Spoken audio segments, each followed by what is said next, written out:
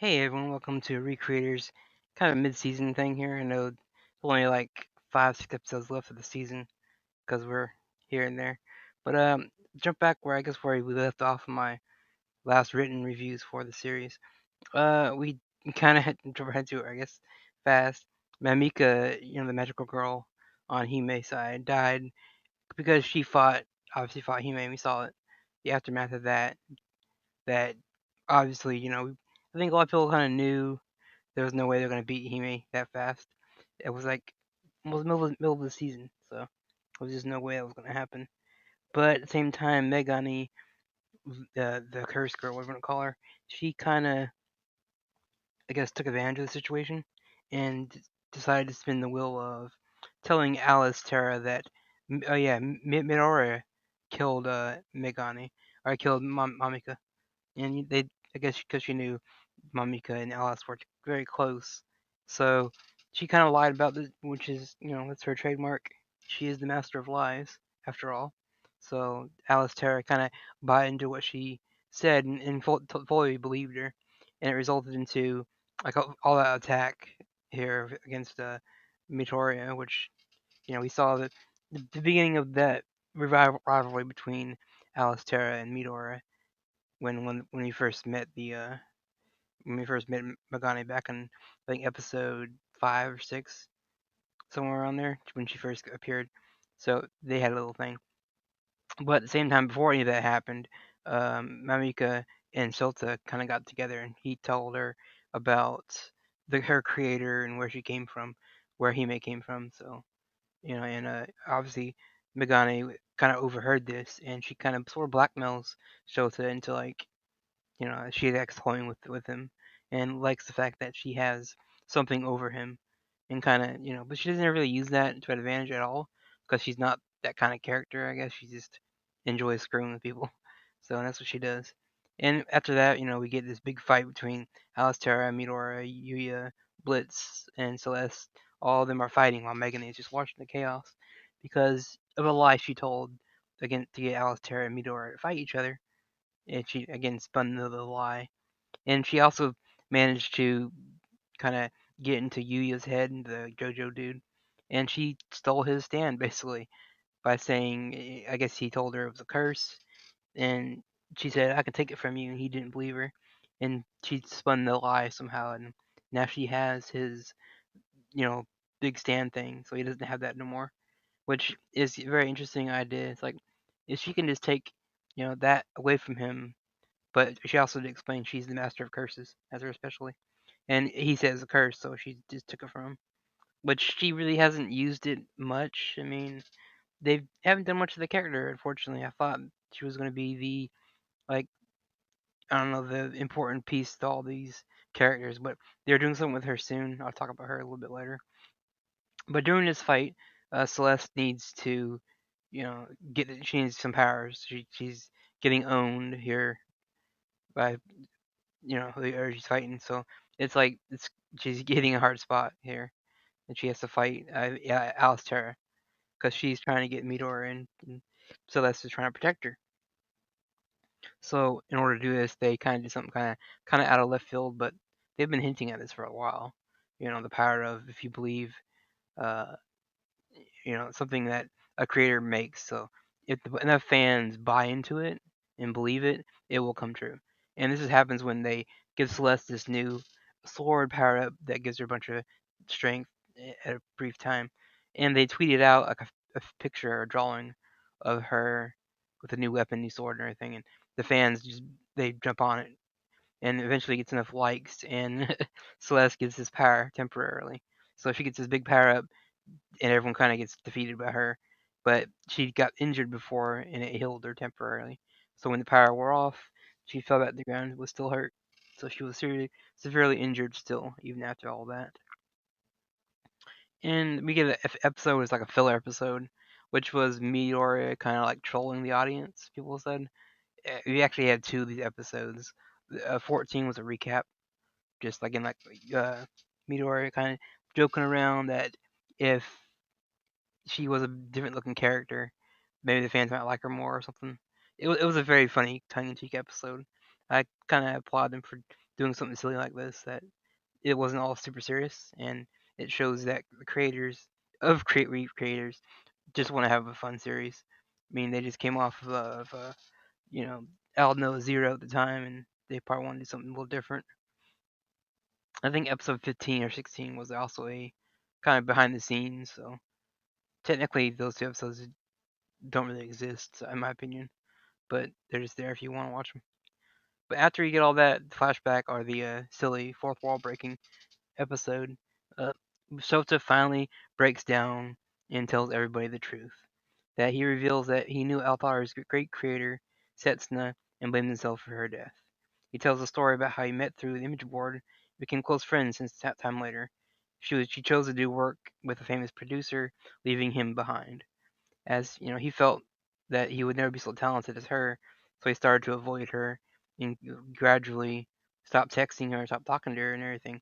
And eventually, she was getting bullied online and stuff like that about her. She was being accused of plagiarism, and she was copying someone else's artwork, which, as an artist myself, I could see people getting angry about that, and it's happened at conventions and stuff too. That artwork that they see that isn't theirs and they're selling it, or they blatantly copied or traced it, they get mad. So she was accused of that, but they never really proved it or not, that she did it or not. So, and to make things worse, he just didn't reach out to her when she was getting bullied, and he felt a little jealous again that she was getting the fame he wasn't. And together they could have made something, but again, he felt that way, and yeah. So I guess leading up to her killing herself was this thing. So he felt kind of like she got what she deserved because again, he felt betrayed by her. But in this, he did kind of put a mental block on him because he does really feel bad that he could have reached out to her at any time and stopped this from happening, and but he didn't, so it was too late.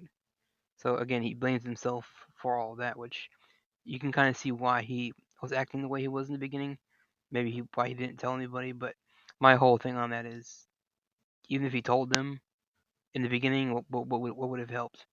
Their creator's gone, so it's like they can't do anything to alter Hime's powers. So it's like, really, his story with her, as much as it is important, it's not really important to the overall plot.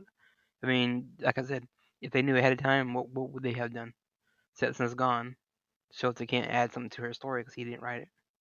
So it's like, but I guess it gives Sota maybe a story because he doesn't have a story.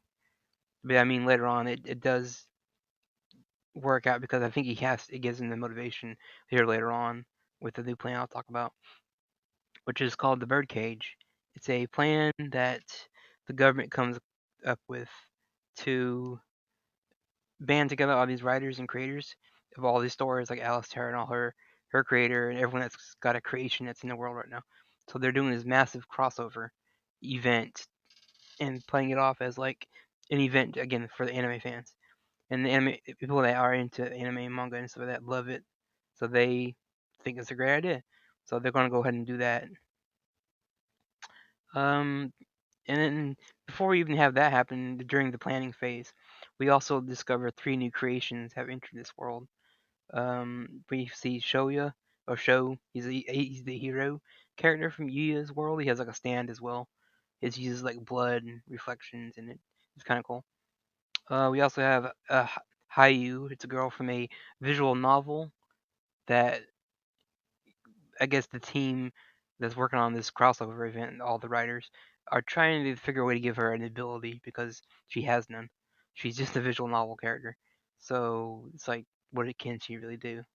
I have some theories on that, like the power of like, since she's a visual novel, maybe she has the power of charm. She can charm people, maybe temporarily control them or whatever, something like that.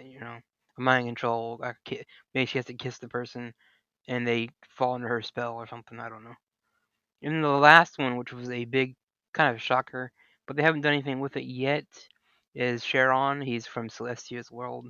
He is, yeah, he hasn't made a reveal since he hasn't done anything since his reveal. but I assume he's going to be tricking Celestia somehow because Maria said it earlier in the series when they were talking about her story that she knows that Sharon betrays you later on in the light novel, and she was like, "What do you mean? He's always been my ally, my friend." And she kind of tracked back like, "Well, sorry, it's a spoiler from the novel," because at the time they revealed that Celestia was from the anime, and it's a completely different character, which as we've seen with adaptations, it's a completely different character. So she didn't know about that. So again, Sharon, we don't know where he came from. Is he from the anime, or is he from the light novel? I'd assume from the novel because why else would you bring him in? And he's on Hime's side. Well, why would that be a thing? So I assume he's from the light novel because again, he's on the wrong side. But they haven't done anything with him, and I'm assuming they're saving him for a little bit later. So yeah. So the day of the event finally comes down where Hime and Midori's team are face to face each other, and they hold this big event in a stadium. So they play it off like a huge anime event, and fans just simply buy into it as an event. They don't think it's real. And in fact, Midori's spell, she does the birdcage, which is it creates a copy of our world. So they're put in this other like side world. That way they can destroy it as much as they want without actually doing damage to the real world. So Midori has that control, but Hime still has powers. They reveal also later on that the fan art of her has been jumping all over the internet, thus giving her new powers and new abilities that they haven't seen. So she's got tons of different powers that, again, the fans just created, and she got new powers because of that. So it's kind of an interesting idea. And even that, we get the lead event going on. But prior to that, Alice Terra approached Megane about a request. She was trying to get her to do something for her and told her, why don't you just have fun like you normally do? Something along the lines of that. But I'm assuming she's going to be using it later because they are kind of hinting at Alice Terra is going to betray Hime. So she's joining the good guys team because she has a plan set up because she is fighting Rui, the mech kid, and is like, just make it look believable. So obviously she's switching sides. It's part of her master plan. And Megane kind of approached Soto somehow in the stadium, like she snuck by security and got in. So I'm assuming that the plan that Alistair has involves Megane somehow, and she's not going to tell her obviously what's going on. So I'm assuming they're going to either capture Megane or block her away somehow, or do something to her that way she's not a threat. But we don't know. She's not really making any threats to anybody.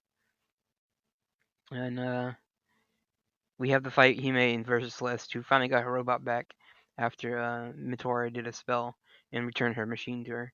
But even with her robot, Alice, yeah, Celeste can't beat Hime. She's still powerless to fight her. So she's got to kind of, I guess, keep her occupied while they do this spell. And Hime can't get out of the bird cage. She hasn't figured a way out of it yet.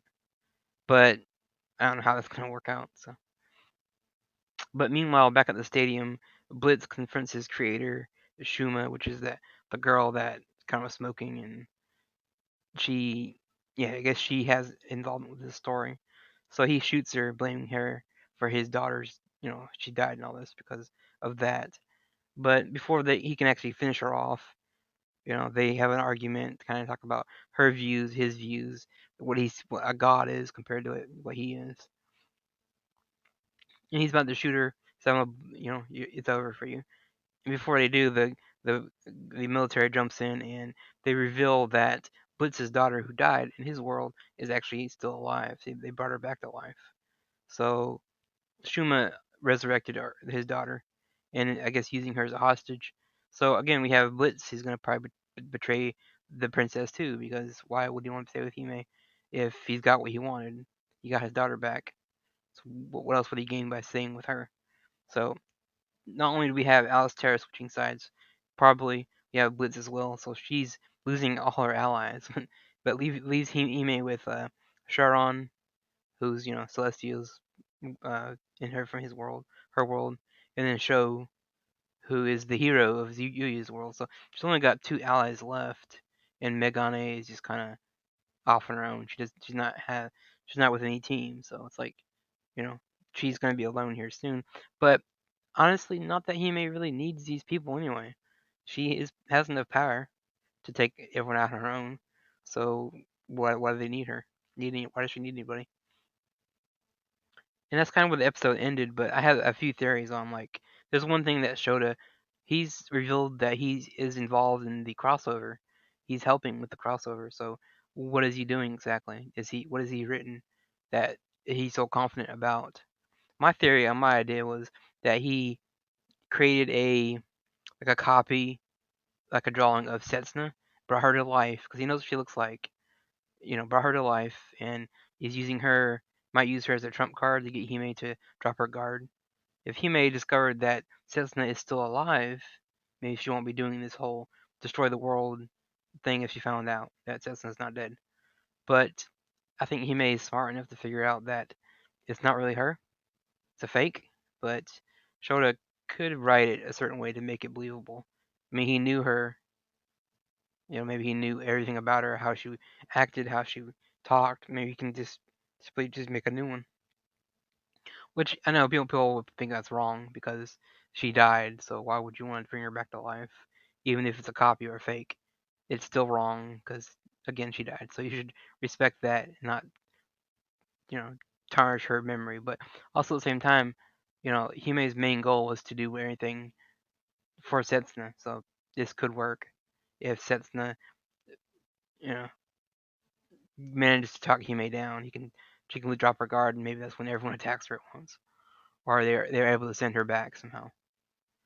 But I don't know. We'll see how it works out. I mean, I'm curious what's going to happen next with 16 or actually episode 18, part 17 already. So, again, we're getting close to the end of this series. I think it's about 6 episodes left.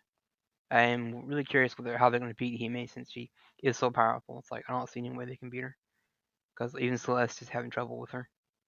But you know, again I foresee Soda him doing something. He's got something up his sleeve that he hasn't revealed yet to stop Hime from destroying the world.